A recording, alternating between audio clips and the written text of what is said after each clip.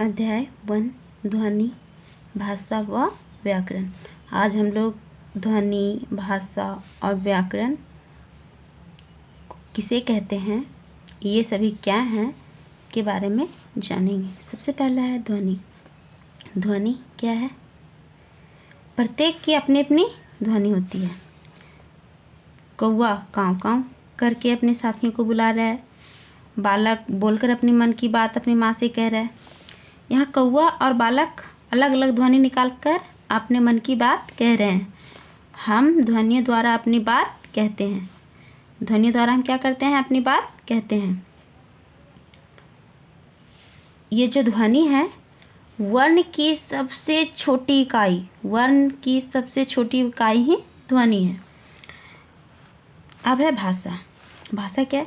जिस साधन के द्वारा हम अपनी बात दूसरों तक पहुंचाते हैं उसे भाषा कहते हैं। भाषा के द्वारा ही हम दूसरे के मन की बात जान पाते हैं। पहले हम कोई बात सोचते हैं, फिर मन में ही शब्दों की सहायता से वाक्य बनाते हैं और फिर इन्हें हम दूसरों के सामने दो प्रकार से पहुंचाते हैं। कौन कौन से प्रकार से? पहले बोलकर या लिखकर। इस प्रकार भाषा के दो रूप होते हैं। कितने रूप होते हैं? दो रूप। पहला मौखिक भाषा और दूसरा लिखित भाषा।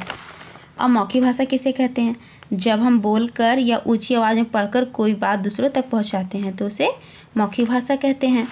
मौखिक भाषा के कई रूप होते हैं। मतलब मौखिक भाषा का प्रयोग कहाँ कहाँ कर सकते हैं? आपसी बातचीत में, भाषण में, टीवी पर समाचार वाचन आदि में। यह भाषा का अस्थायी रूप है।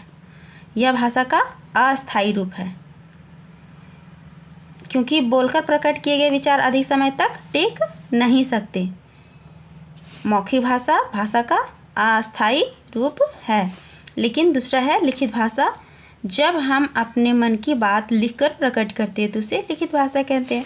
लिखित भाषा के भी कई रूप होते हैं। मतलब लिखित भाषा को हम कहाँ प्रयोग करते हैं? पत्र लिखने में, समाचार पत्र में, पत्रिकाएं इत्यादि में। लिखकर प्रकट किए गए विचारों को अनेकों वर्ष तक सुरक्षित रखा जा सकता है, इसलिए यह भाषा अस्थायी रूप है। अर्थात लिखित भाषा का रूप अस्थायी है। अब है एक सांकेतिक भाषा।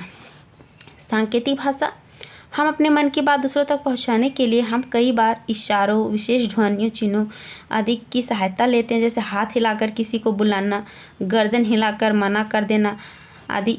इसे सांकेतिक भाषा कहते हैं। परंतु हिंदी व्याकरण में सांकेतिक भाषा को शामिल नहीं किया गया है।